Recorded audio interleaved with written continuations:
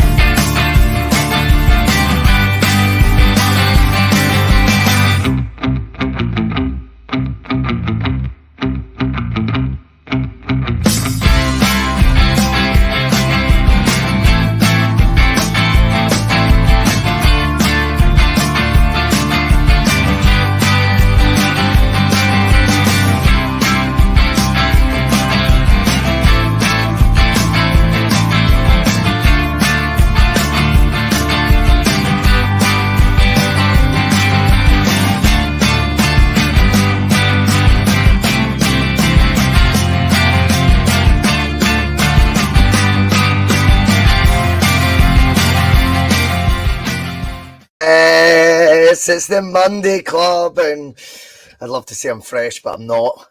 Jonathan, how are you, mate? It's always one of the two of us on a Monday, isn't it? Yeah, so it's always one. I did wonder if this was going to be a Tuesday Club special, No, but it's you've persevered. I'm very good, mate. I'm very good. Just fresh off the back of a weekend, Russell, where it's all really been about integrity. All been about morals, all been about principles, all been about values and all sorts of other stuff.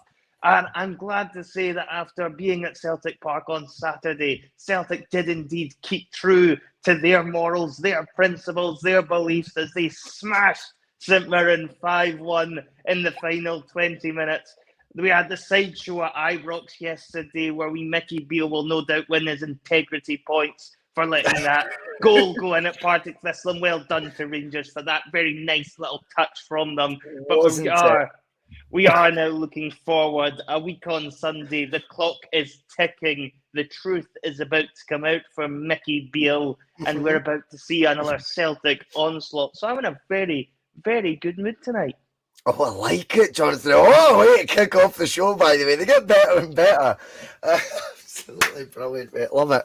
Right, okay. Well, it was a weekend where things went our way, undeniably, in terms of the result.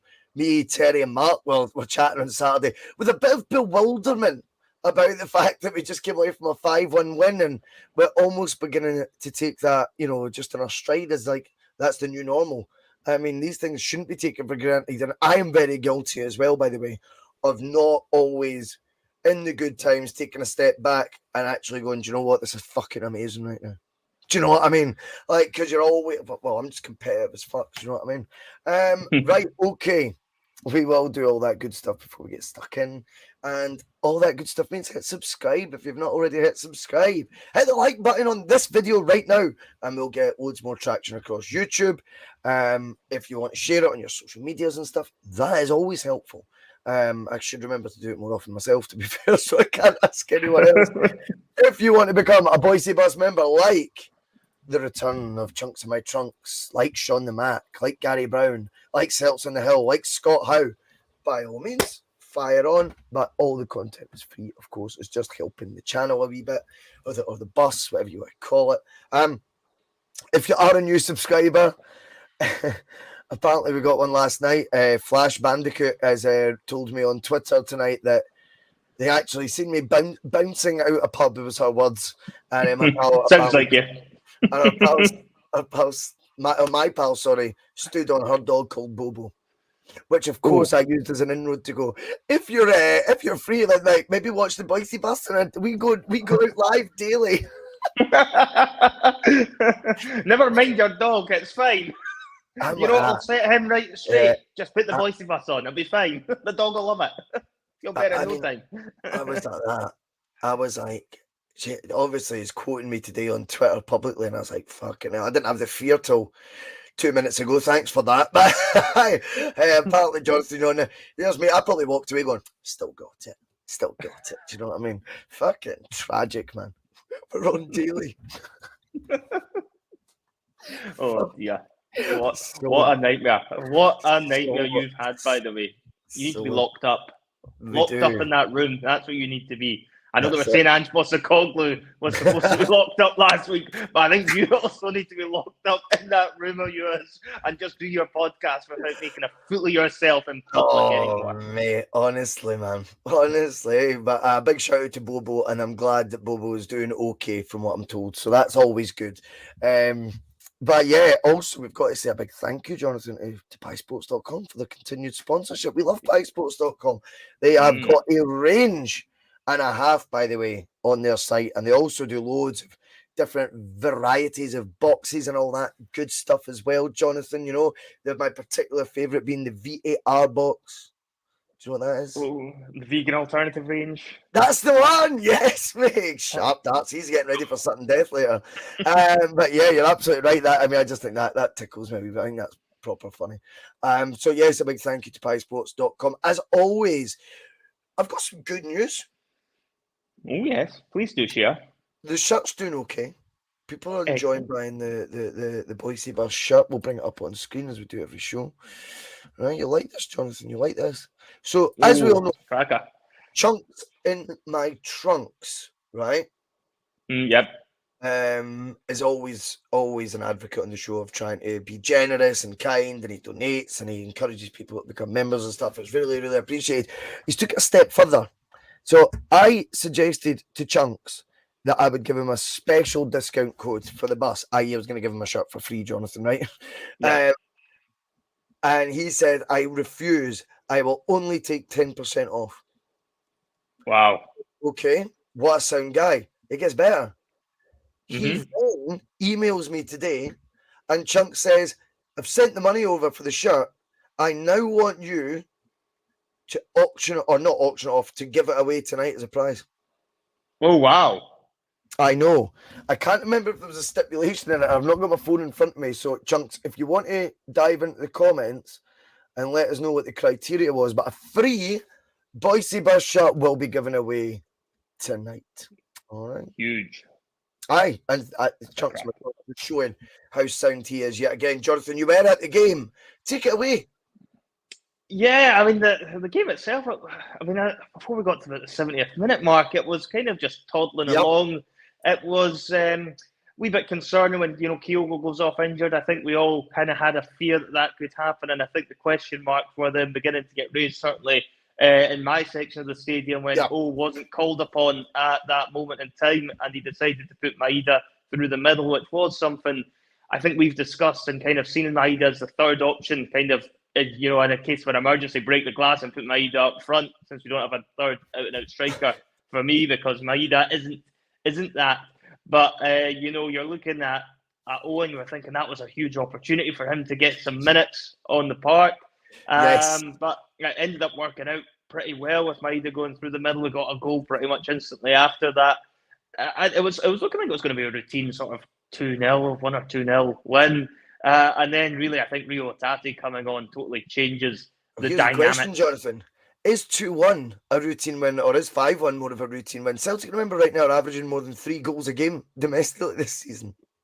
Yeah, well, this is true. There is so much to look at. You almost think you're almost thinking of 5-1 as kind of the new 2-0 with the way Celtic are playing just now. But it certainly didn't look like it. It was had the feeling of being a 5-1 game for large parts of the match until it got to the penalty decision, which, by God, I cannot believe ended up even going to VAR, because it was as clear as day. I'm like sitting in the North Stand way up with the gods, and I could tell from where I was it was a clear bloody penalty. So God only knows what the referee was fucking looking at for that one. But once we get ourselves into the box seat, it was only ever going to end up going one way, and it ended up being another very comfortable win.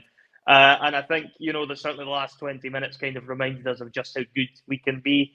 I think we're hitting form at a good time. We've been not really out of form at all since the World Cup, but we're certainly beginning to show signs that we are now getting back to our very best football.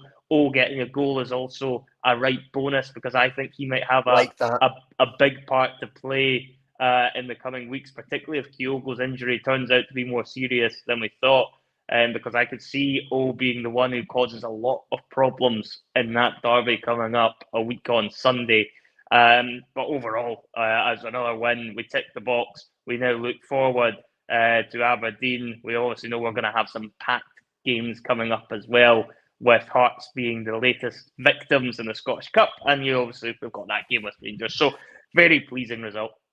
Yeah, and you know what? There was more good news for Celtic, in my opinion. All right. I do genuinely believe that the draw today in the Scottish Cup, see in the back of the form Celtic are in, I'm really, really chuffed with where we are right now, because I think when I say bewildered, I hope that doesn't come over like, I didn't think we played well. I thought we were really good.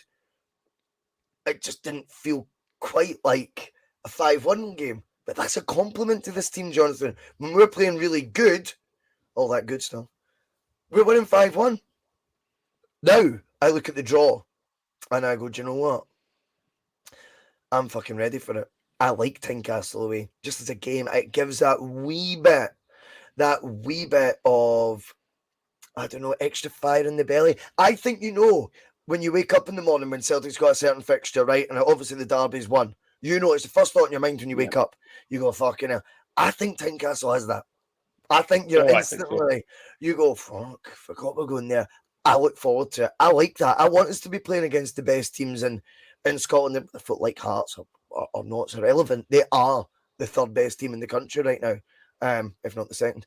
But I think when we go there, it just has that aura of, win that and go and win the cup vibe. This is like a final before the final. Someone said to me on Twitter, and I liked that today. I thought, that's a result. That's a fixture that we should now be licking our lips at. Not anyone going, is that a conspiracy theory because Rangers are playing Wraith? Who cares? Let us take care of our business and nothing. We don't need to worry about anything else. I'm not convinced there is a conspiracy with this. I just think that's how the draw's worked out, Jonathan. And do you know what? We embrace it. We do not hide away from it. We don't start these stupid narratives saying, like, everyone's against us, up against us. That almost sets a tone. Like, we don't fancy the fixture. I think on the back of what I've seen at the weekend and almost every other week this season, to be fair to Postecoglou and the team, I'm like that. Hearts away. Bring it on.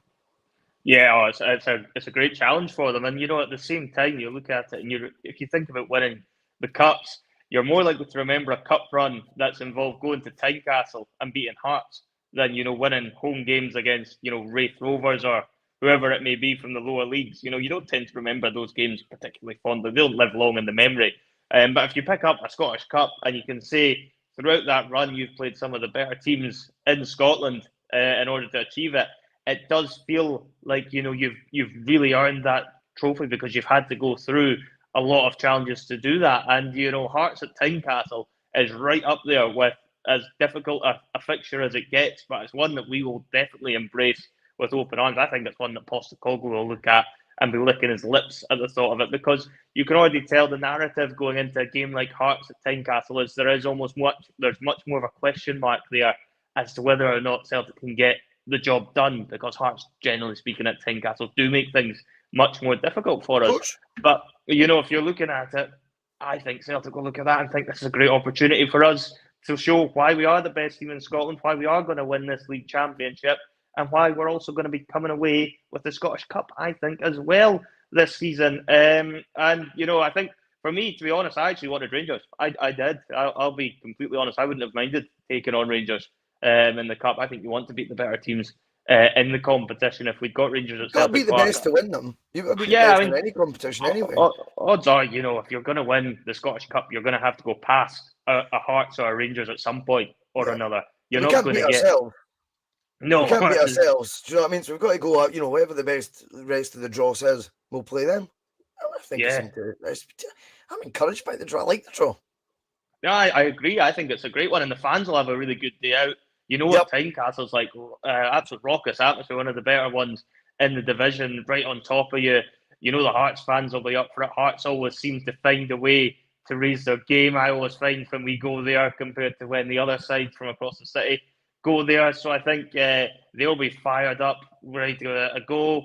We'll be fired up because I think we've got all eyes now on a clean sweep. That's what we're looking at. So I think, you know, if you're looking at Hearts away, why not? It's going to be an absolute, to quote words that you like to use, I think it'll be a slobber knocker of a game, that one. Because you've got to bear in mind as well, in the Cup, teams are more likely to have a go anyway. I think we've seen that with St Mirren at the weekend there. I think that was probably a lot more of an attacking approach taken by any Scottish club that's came to Celtic Park in the last few months. And fair play to St Mirren because they did try and, you know, give it a go. And I think that's how teams will approach the Cup, because it's a chance to give us a bloody nose where, you know, if they lose 3 or 4-0, well, they're just out of the Cup. It's not going to affect them massively in terms of goal difference in the league. So teams will be more likely to have a go for you. And I think that makes the matches more enjoyable to watch. And for me, I think Hearts away, it maybe wasn't the game that a lot of our supporters would have wanted. I'm sure plenty would have liked a comfortable home tie.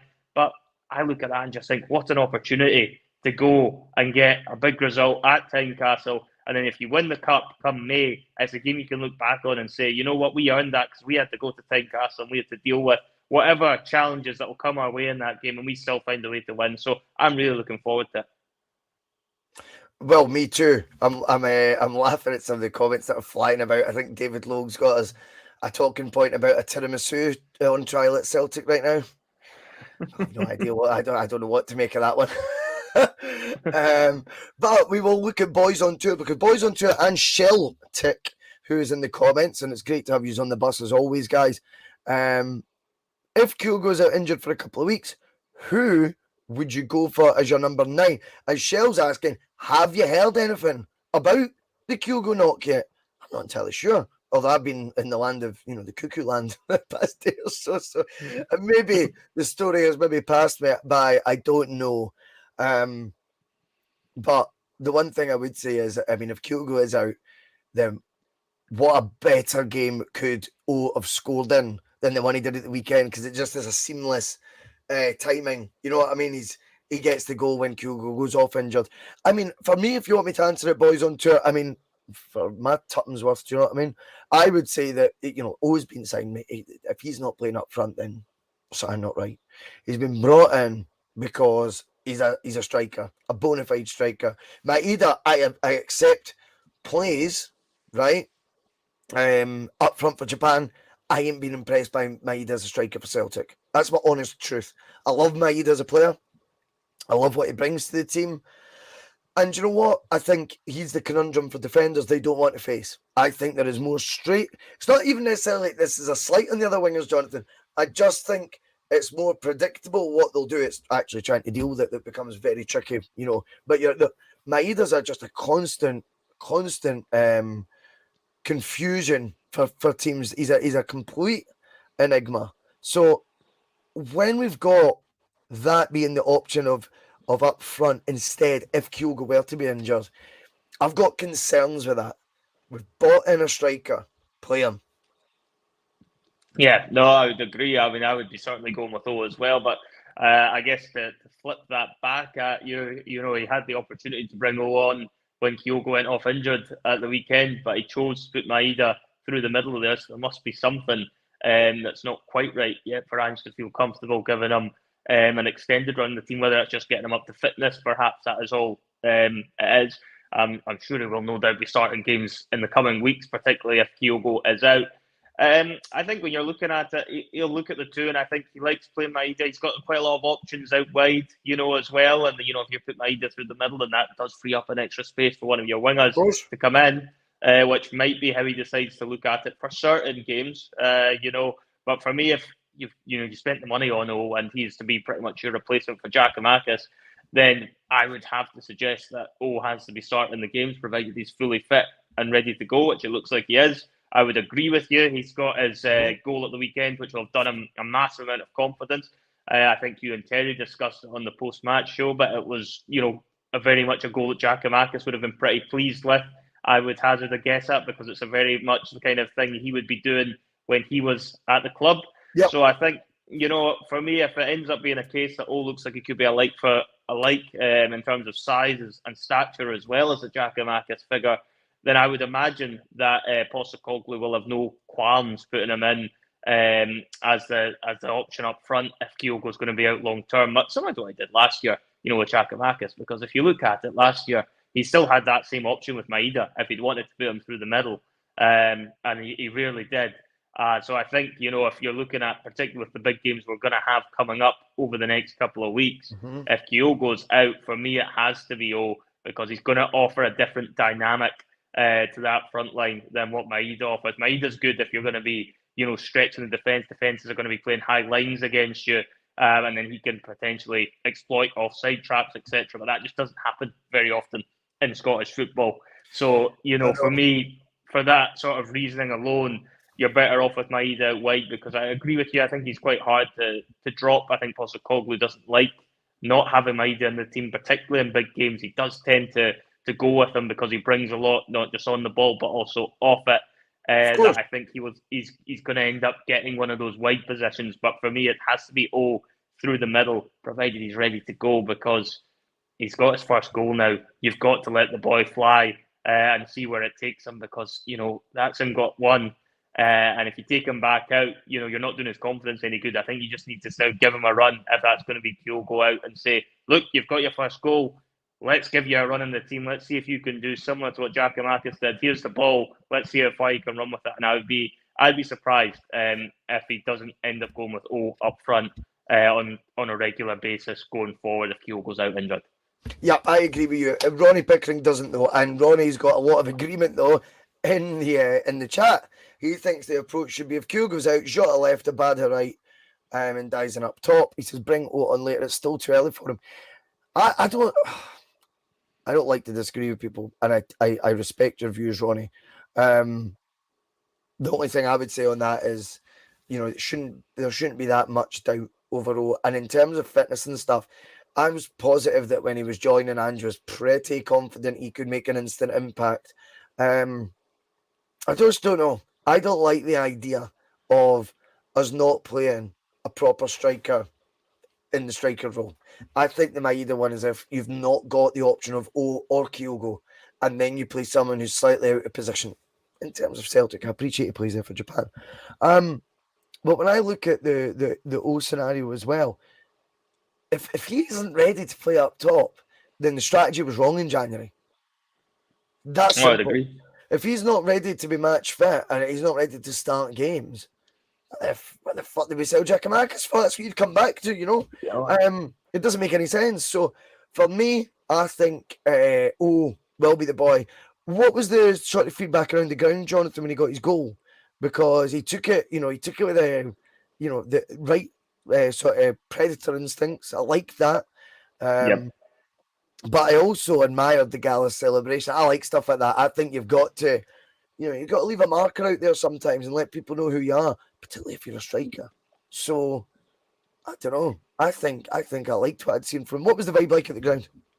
Oh, definitely. I think the crowd were delighted when he got his first goal. It's probably the loudest the stadium had been all day. They broke out into that old chant that they've stole the Seven Nation Army song and are now applying that. I'm sure he'll probably get a few different songs made up about him, because that name is just a gold mine, I think, for the likes of the Green Brigade. Who will no doubt come up with plenty of different variations of songs they can get in for him.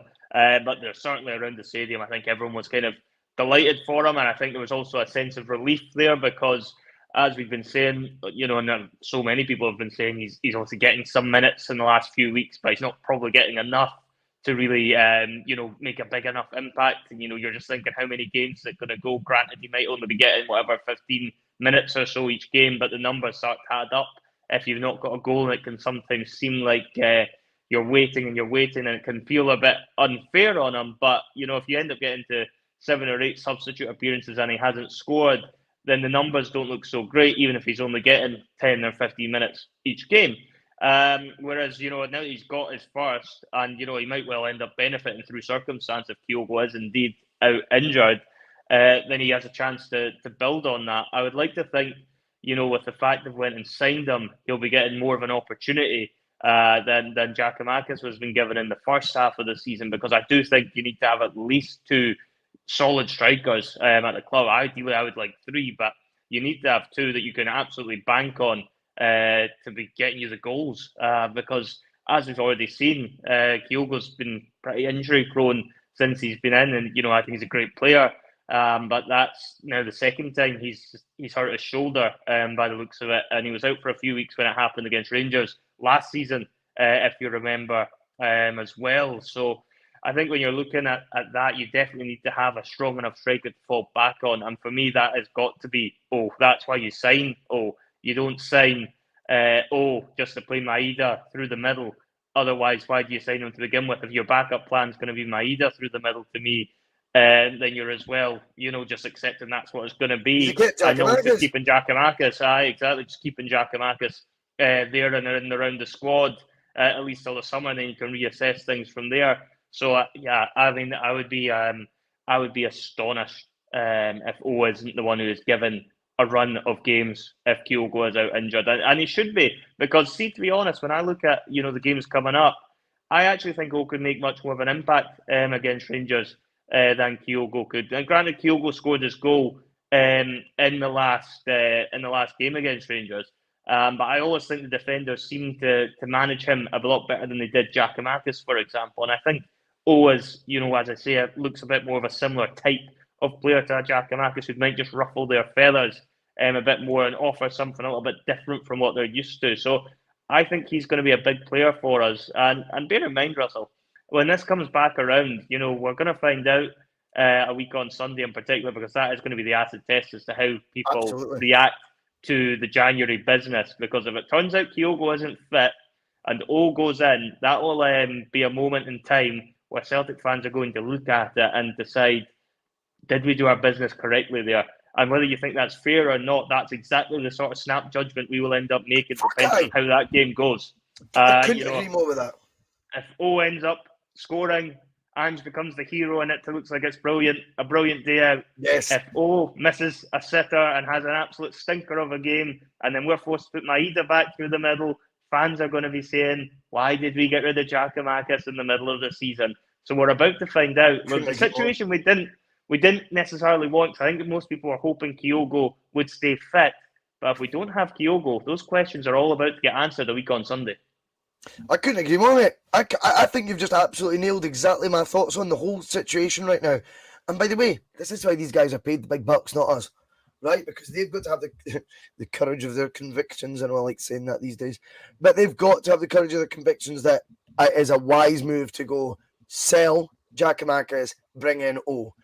I think sometimes we cannot start going down the road of maybe he's not ready. Well, why were you telling me in January it was good? The manager got a guy out and he got a bit like, if he's not ready, he's not fucking ready. Do you know what I mean? That means he was there to supplement, not replace the quality we already had in that position if he's not match fit. So you can't have it both ways. Do you know what I mean? And I think we've all seen, I think, with for like the likes of Bernabeu, he was more expensive than Owen. I don't even think he's in the matchday squads just now. I don't know what's happened there. But that's the thing with these transfer windows. They leave you full of optimism at the time because you start thinking of the potentials and imagine this recipe together, and you do, you get excited by that. And then, of course, the window takes a completely different angle when you've seen 6 months of football after it closes. And that's when you start looking at, I shifted my view and I can't deny it. I shifted my view on the summer window big time when I reacted to Jen's leave, and I said, that window wasn't as good. There was plenty of chat. I think even on the bus, even me, and we were saying, is this the best window Celtic's ever had? Now, I look at that window and go, is that really pulling Ange up for the Champions League? I'm not so sure. However, that being said, I think, and that's why I like the debate, John, because we keep it open from each angle we look at it on the bus. And the thing is with the January window, you cannot deny that window suits Ange's strategy more because the players are largely based in the Asian market where it's their close season at that time, as opposed to the summer. So let's find out what O's all about. I am positive though about it. I mean, like I said, I like the cut of his jib. I like that celebration. I like that confidence. And we will find out what happens there. Right. I mean, on the Bernabeu, Peter McGlone says, he was very poor, unfortunately. Future does he have at Celtic, Jonathan, if any? And I'm not trying to say that negatively. If you think it's just a year adapting process he's going through, that's fine too. Just try to find out what your thoughts are on where he's at right now. Yeah, I mean, it certainly seems like he's taken a bit longer to settle in, or I'm not sure that he's quite been written off as of yet. I mean, I know he always had a pretty difficult start when he came over, and that's probably taken a wee bit of time with everything that was going on there, and then he's had to have a bit of a bedding in period because he has moved from across the globe, and not everyone is going to take to it quite as quickly as some others will in those sort of situations. I think going forward, I don't think he looks, terrible at all. I think he could be quite a decent attacking fullback as an option. I think defensively he does leave a lot to be desired and is still extremely raw. I wouldn't fancy playing him in a big game where he's going to get tested an awful lot more. But certainly home games, if you were trying to bed him in, like we've seen happen in occasions this season so far, to be fair, then I think there is potential there for a player to come through. I wouldn't be too quick to write him off because you only have to look, Russell, as far as the player that's actually playing ahead of him in that position. And he didn't necessarily, set the heather on fire when Greg Taylor was first playing at left back. I think a lot of people would have looked at Greg Taylor and, it's been a position that we've probably thought that needs strengthened. We need a better option at left back for a number of years. And it's only really been the last sort of, 12, 18 months that Greg Taylor has really proven how important he is. And he's probably now one of the first names on the team sheet. You're fucking right, mate. You're absolutely right, because what I was going to say there, I mean, the Greg Taylor one, and we can all, revise our opinion at the time, right, and kid on that we were like, I knew he was going to be good for Celtic. No, you didn't, right? No, you didn't, right? I can confidently say that Greg Taylor, for me, looked like someone who was a very poor man's Kieran Tierney, and I was never convinced he was going to become what he has. In fact, convinced of what he has, he's exceeded now what my hopes for him were. Yeah. He's exceeded now. He looks fucking brilliant. And he is Scottish. He's not having to adapt from one continent to another like Bernabeu is. He's a wee bit older as well. And it took him a long time, which is I think that should be an example that we look at and gives us a bit of hope about Bernabeu. Although, notwithstanding that, I am fearing when I'm not seeing him even in match day squads, because one of the adapting factors that you do with players, Jonathan, is get them, even if you're not going to be playing them, in the squad. Get them in the mindset that they could be involved. They need to be ready. If they're not even making the match day squad, that would suggest to me Ange's opinion of him as a player has maybe regressed as opposed to enhanced.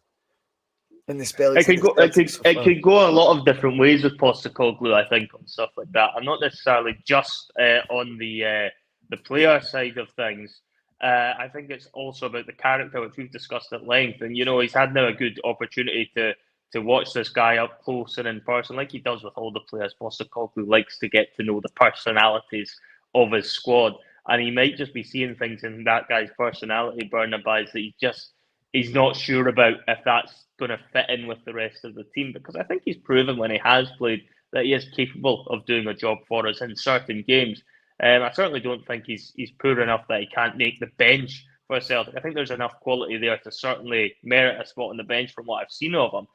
So that would point me down the direction, perhaps, that there is more of a sort of personality difference from what perhaps Postecoglou likes within his squad. And, sometimes that does just take a bit of time and a few months to really gauge that with a player, whether they're going to fit the squad. And if he's maybe thinking he's just not going to fit in like that, maybe that's why he's getting left out. Maybe it's to try and send a message and get him to change how he is, off the park as well as how he is with his training. So I think there's a few different possibilities for that reasoning.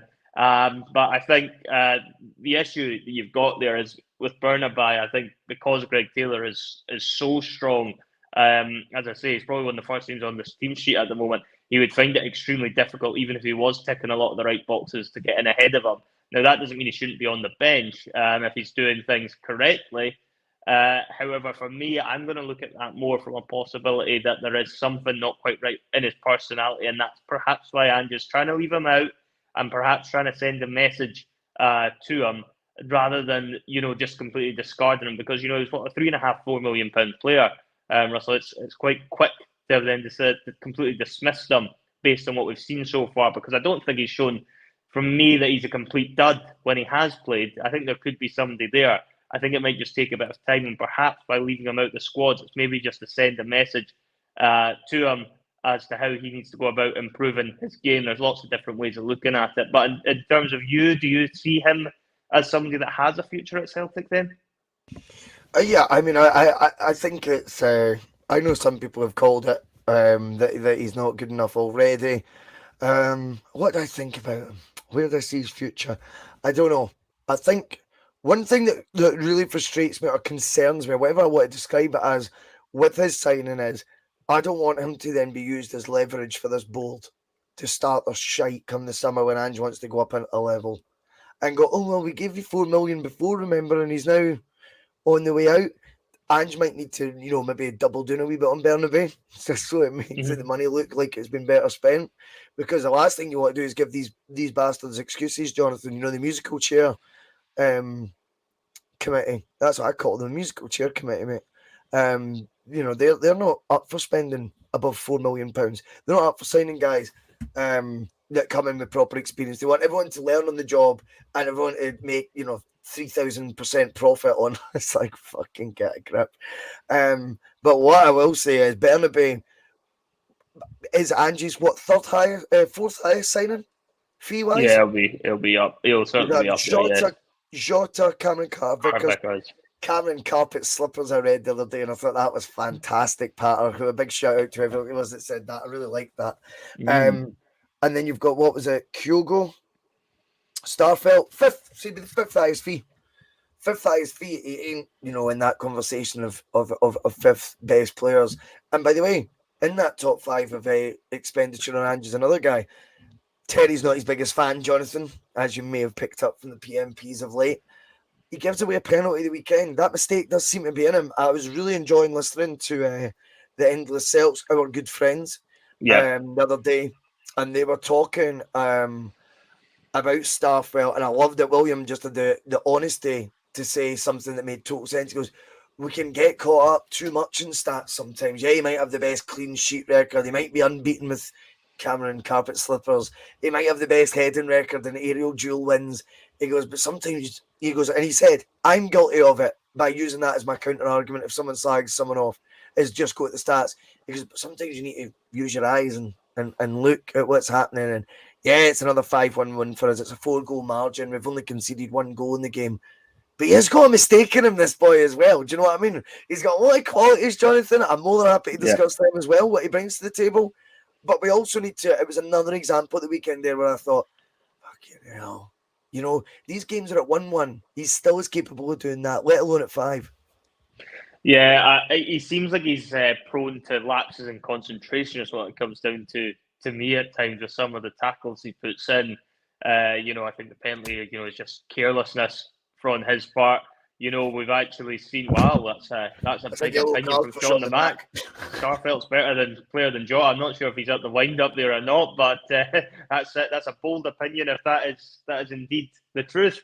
But when you look at Starfelt, he's prone to these mistakes. You've seen it at Ibrox, where he makes the tackle, and just there's just no need to dive in like that, and it's just it's just you have moments where you're just scratching your head thinking, "What are you doing, mate? Just stay on your feet and don't commit to a tackle where you've got no chance of getting the ball."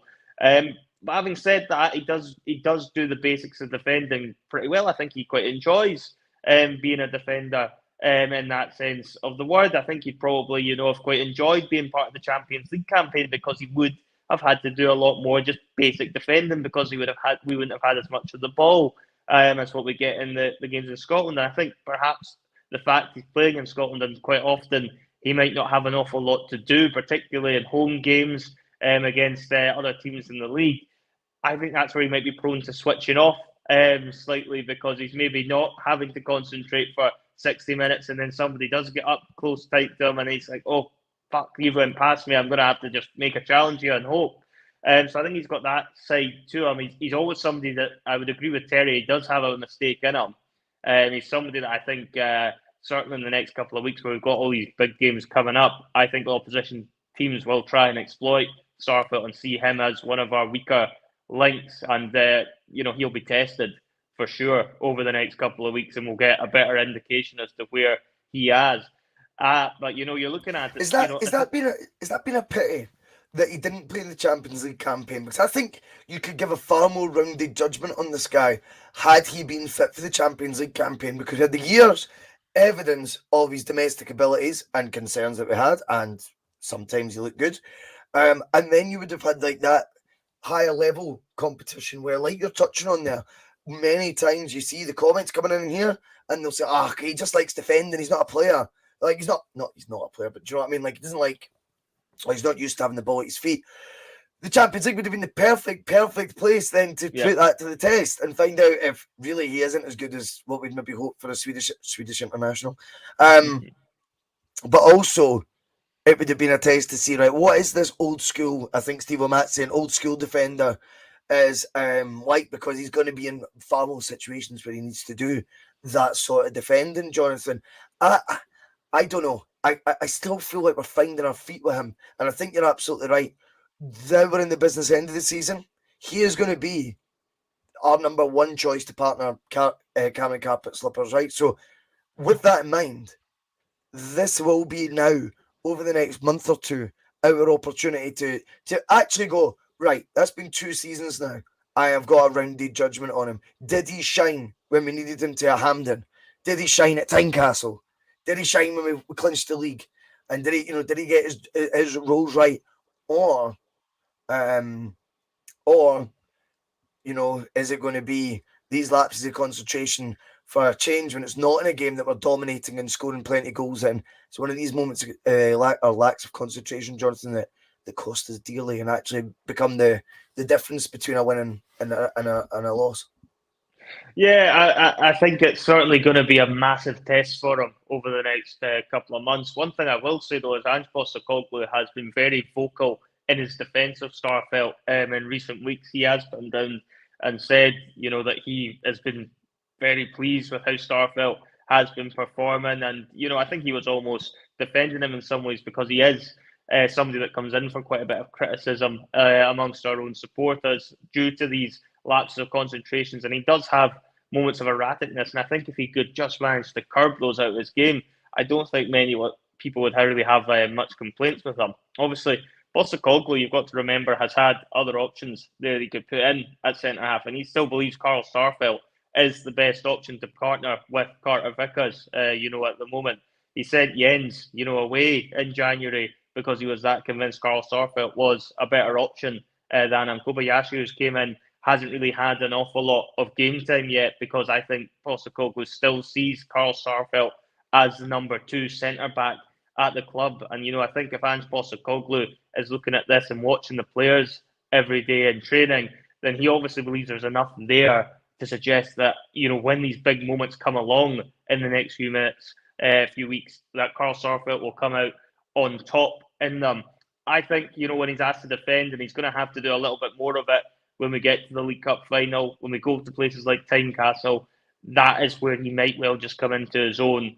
I think it always helps when you're playing with Carter Vickers as well. I think he brings a bit of calmness there to his game. And, the stats, whilst, you don't want to be too reliant on them, they also do tell a story in the fact that when them two play together, Celtic, generally speaking, don't lose. That is pretty much a concrete fact.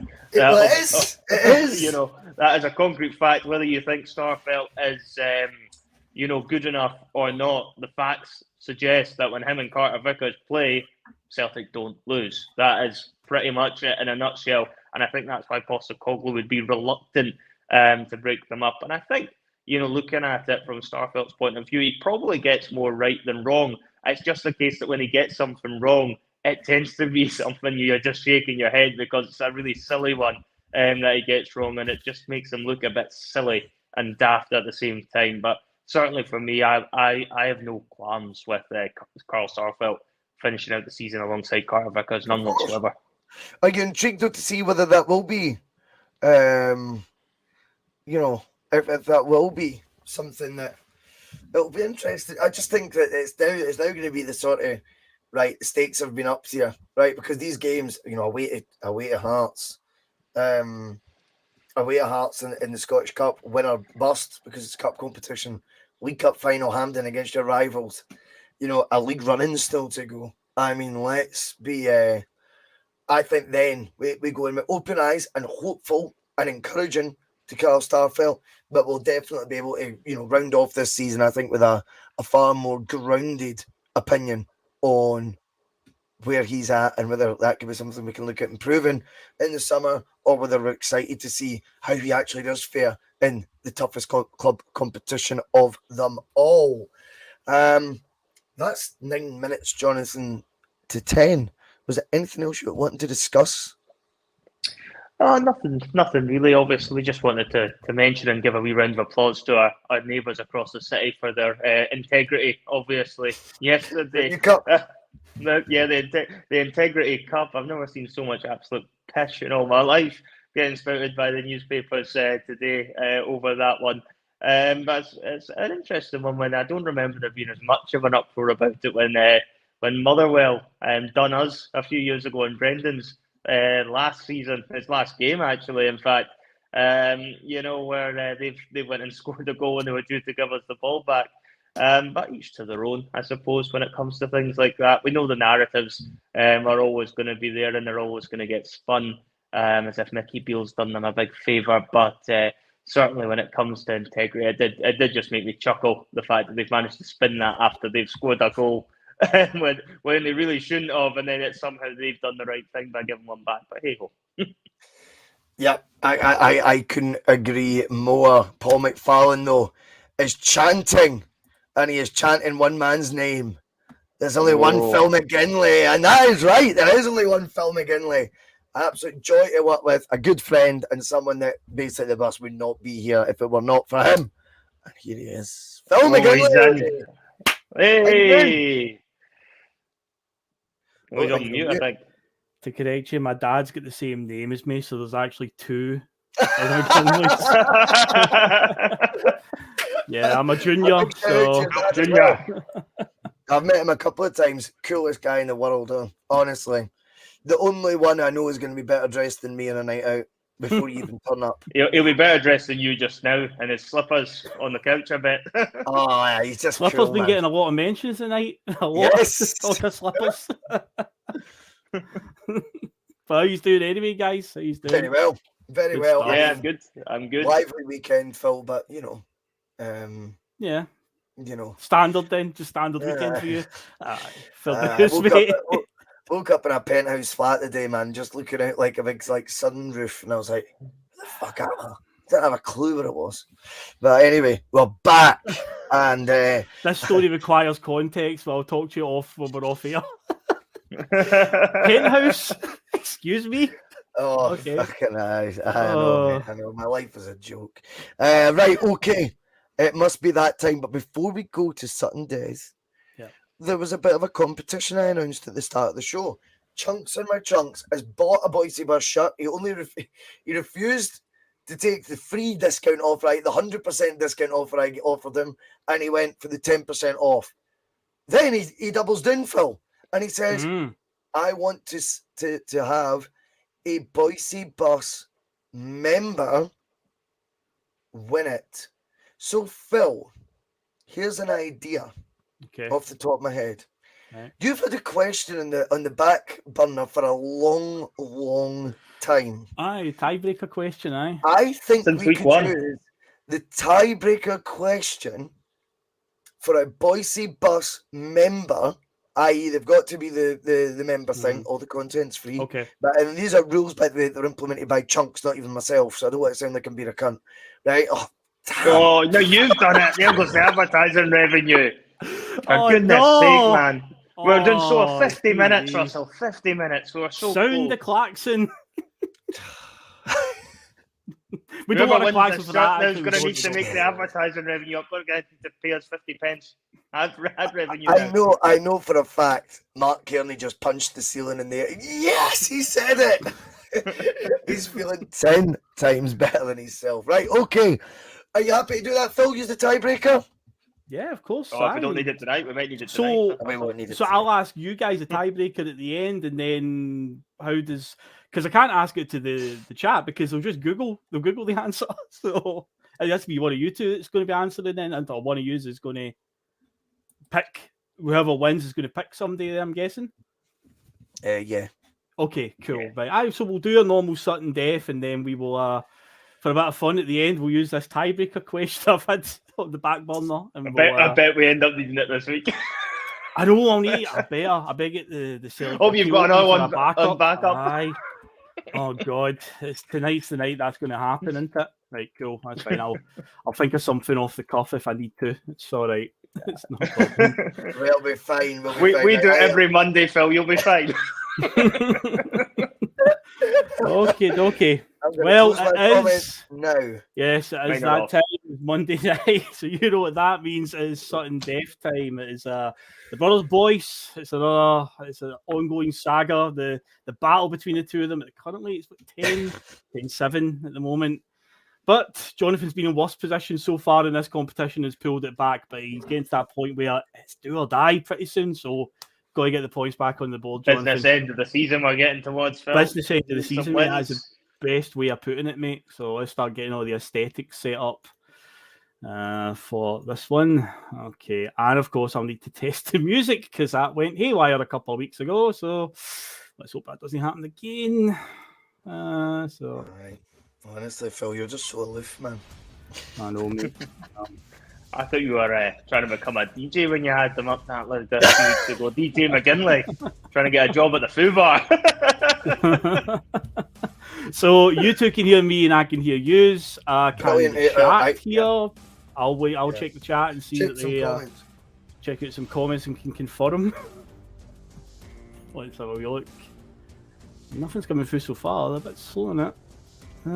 So far, nobody's saying anything like, "Oh, can't hear you guys." I think That's we're true. Okay, I think we're in the clear. Cool. Okay, nice one. Yes, there you go. There's some coming through now. Great. Thanks, Scott Howe. Thanks, Balls to the Wall. Good stuff. Right. So tonight's question. Well, first of all, I know Russell, you're going to go first, aren't you? I always need to ask that because you got the point last week. Got you. Okay. No worries. Okie dokie. Tonight's question. It's got a very nice 32 potential answers. There's lots to choose from. It's a We are fun going to one. need the tiebreaker, aren't we? I can just tell. It's going to happen tonight. So obvious. So, guys, it's all about hat trick heroes. Really simple I like one. this. Name any Celtic player to net a hat trick in a competitive game this century. So, from the year 2000 to current day, there are 32 different Celtic players who have Look at him scored writing down. a Look at hat him. trick. I'm on it. There you go. I'm on it now.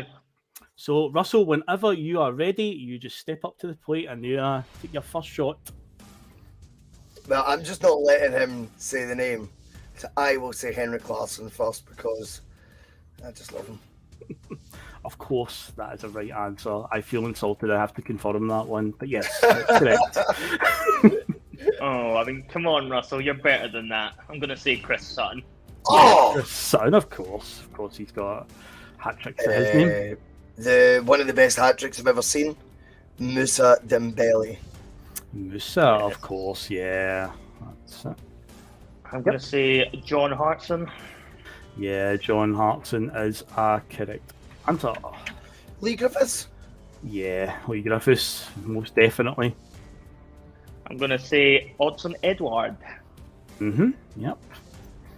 Oh, I can smell a tiebreaker coming in this one. I can smell it. I know. As soon as I announced the tiebreakers, I knew this would happen. James Forrest. Of course. Yep. He's James asked Forrest. every single week. He should be your first answer, Jonathan, every week. I know. He's always in If it. in doubt, guess Forrest, eh? That should just be like the slogan of this whole show. I'm going to say Gary Hooper. Yes, famously Gary Hooper let you down a while ago, but no, he's right on this I one. got 5 against Hearts, I'm pretty sure one game. Gary Hooper. Yeah, he did. He aye, did. 5 in one Good, game. Jonathan. You don't get bonus points though, son. Scott Sinclair. Yeah, Scotty Sinclair. He is so wonderful. He is indeed. I'm going to say Georgia Samaras.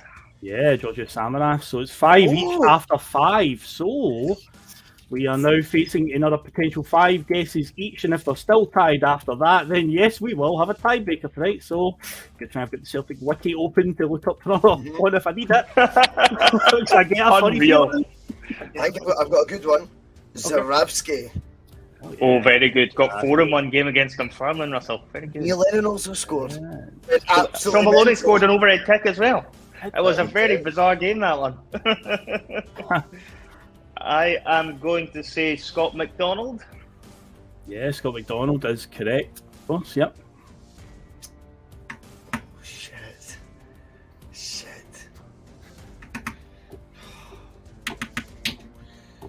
This century. Stan Petrov. Stilian Petrov, that's an interesting shout. A centre midfielder. It's not a common find, but he is correct. Yes! A hat trick somewhere. Good work. Yeah. Well done. I'm going to say Anthony Stokes. Yeah, Tony Stokes, aye. He did indeed.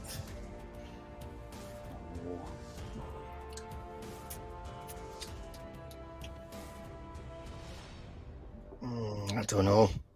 I'm out. This century.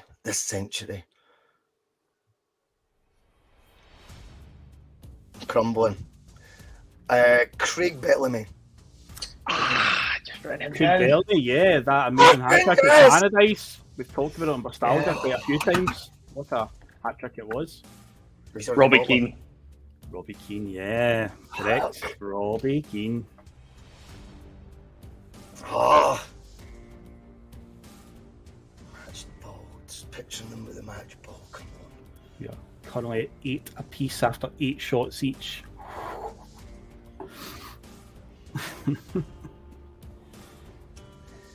Look, he's not done it. I'm going to say Alan Thompson. I was thinking Alan Thompson. Alan Thompson is an incorrect answer. Jonathan, that you're was- in position to win it. Oh, I've got a couple of options, but I cannot remember if any of these have. I can't think. Oh. Do I have a better one? I'm gonna say he cost me a couple of weeks ago, but I think he's gonna come through this time. I'm gonna say Sean Maloney. Sean Maloney. It's a big throw of the dice. Jonathan, you need the point, and you've got the point because Sean Maloney is the correct Come answer. on! He is. He is. Get in there! indeed. Now, here's a bit where you kick yourself, though. Do you want to know the ones that you missed? Yeah, go for it, mate. Aidan We missed one McGeady. from this season. He's Aidan McGeady, I had him. I did not do it David as well. Turnbull, a hat trick against St Mirren last season early on, banged in a hat trick. I wouldn't remember that. Georgios Giacomakis. I told you, we missed everyone in the current squad. The biggest name in world football, Jan Venegoor of Hesselink. I had him as well. John Guidetti. Chris Commons. Oh! Had comments Diogo too. Furuhashi. The current Diogo. We are bloody horrendous at this. And in I'm the same actually game, embarrassed, against man. Dundee United, 9-0, Wiel Abada got a hat trick in that same game. The two of them got hat tricks. Kyogo scored a few hat tricks. but- I've actually just took a beamer. Right. I believe- just went. I believe this one. Couple of years. I We think watching this it going, one he's is- genuinely not got a clue what he's talking about. I've actually been listening to him and almost nodding along agreeing with him at times this season. Even though he's in the team. I think this one is some kind of European record for the quickest hat trick, Mark Butchell, in a European game in the I early nearly said 2000s. Mark Butchell, I thought it I was wouldn't maybe have got that. 1999. Amadeo Yeah, Yunusi, he's got one as well. Here's the one that you would have done well to get. I didn't even know this was a thing. Ross Wallace scored a hat trick in a League Cup game against Hull. What? Ross Wallace, Navy. Ryan Christie. Ryan Christie's Yeah, I wouldn't one. have got that. Shinsuke raised Nakamura. Nearly said Dundee Nakamura. United. Dundee United, Canada, I think it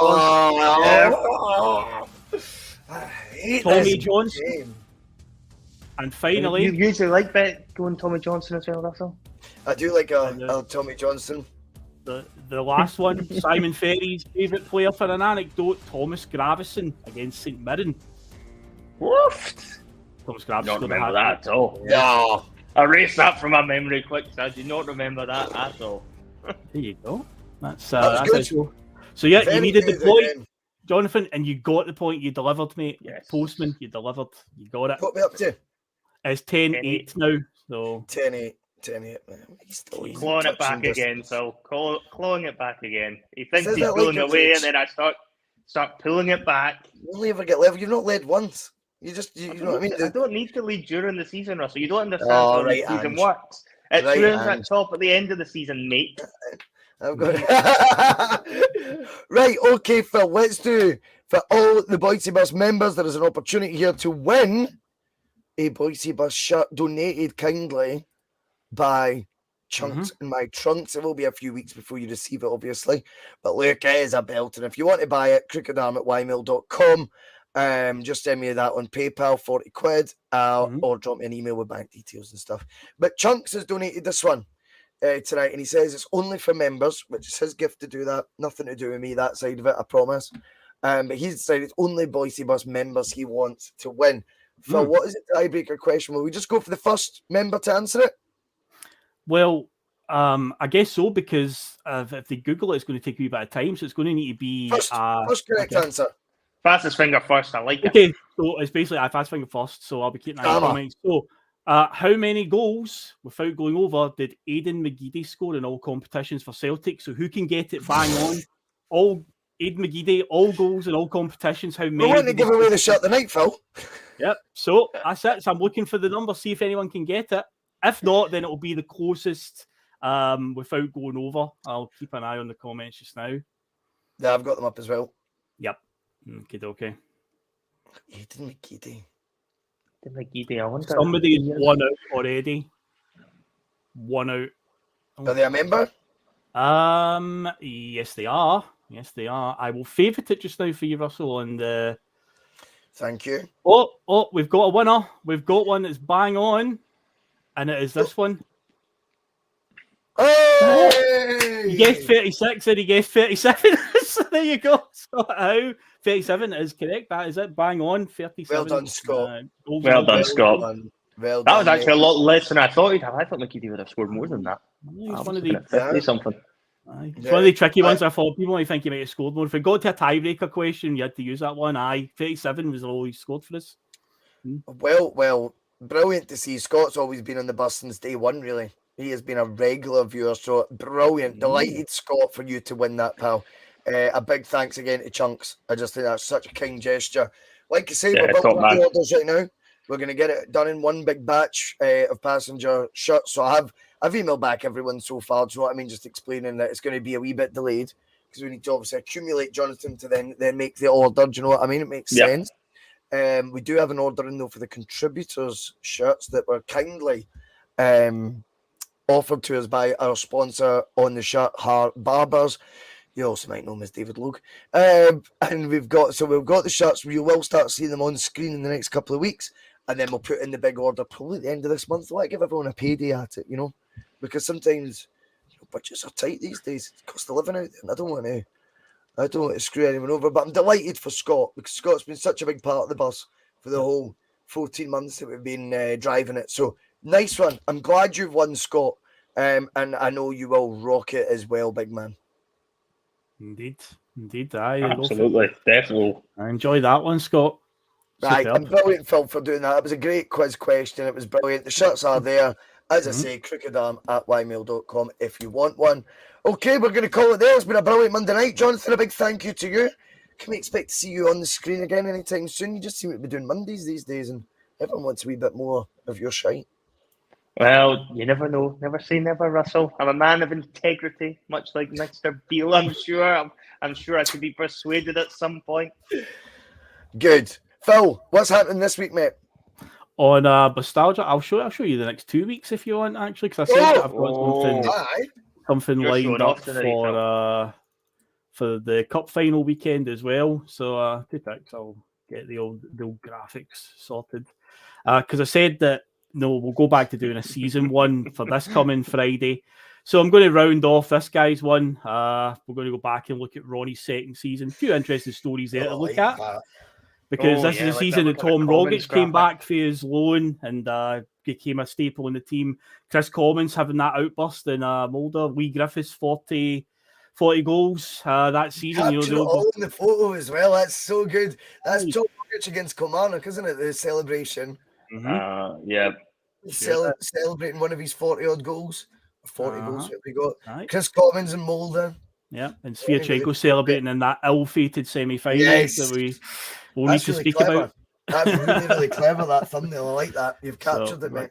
And for the week after will be cup final weekend, so obviously I'll need to keep it in a theme with that. So the League Cup, it's not been too happy a hunting ground for us when it comes to particularly this century in the early part, but we've got two League Cup final wins over Rangers. Hopefully it'll be a third one come a week on Sunday. So it's going to be specifically about those two finals. We're going to go back and look at the games. We're not going to look at a particular player or a season. It's going to be all about those two matches, the 2009 final and the 2019 final. Just take a look at them. So yeah, we're going to I like that. Yes, we're going to have a look at those ones. Darren Adie and Aidan McGeady scoring the goals in the 2009 one. Darren Adie, unlikely goal hero that day. But yeah, we'll go back and look at them. And of course, the 2019 final is legendary for Fraser Foster's performance. So yeah, we'll do one of those ones. I don't think our mum has ever let us watch a Celtic Rangers game in the house since that one, Russell. I think we were banned from watching them in the family house after that game. That game ended it. We've got to go out now for the derbies. I've not said hello to a neighbour since. Too embarrassed to put my head down now. Those two lunatics, middle of the afternoon, windows, like, you know what I mean? Like the curtains are drawn, you know, they're open, the curtains, and it's like me and you standing the whole way through the 90 minutes, headlocks, jumping about, shouting all sorts of obscenities at everyone and anyone that was remotely pissing us off, stressed to the max as Rangers went for attack after attack, then fits of laughter at every attempt Morelos made at trying to score a fucking goal. That was really, though, I would describe that as the most torment you could go through. I was about to say the most unenjoyable 90 minutes of football ever, with the most satisfying result. Yeah. It was a stressful day. That Mikey Johnson miss and all that one. Fuck, man, how different his career I think would have been if that had gone in. But these are all things that we'll talk about, and we'll take a wee look at the run to the final as well for in both years. Because 2009 we had that 9-8 penalty shootout with Dundee United in the semi-final. Boris scored a penalty. Boris scored a penalty. That's right. So yeah, we'll do that in 2 weeks' time. But this coming Friday, it'll be Ronnie's second season we'll be looking at. No worries. Well, that's us done for this Monday. As always, keep your integrity. When you've all that stuff at the start, you know, they won't be playing Tina Turner on the coach on the way home, will they? Some of his comments about me deliberately trying to cause controversy. Well, I work in the media now, and you've got someone sitting there next to you who's an embarrassment to the media profession. He's an apologist. He's a charlatan. He's a Rangers puppet. He's a cheerleader. That's what he is.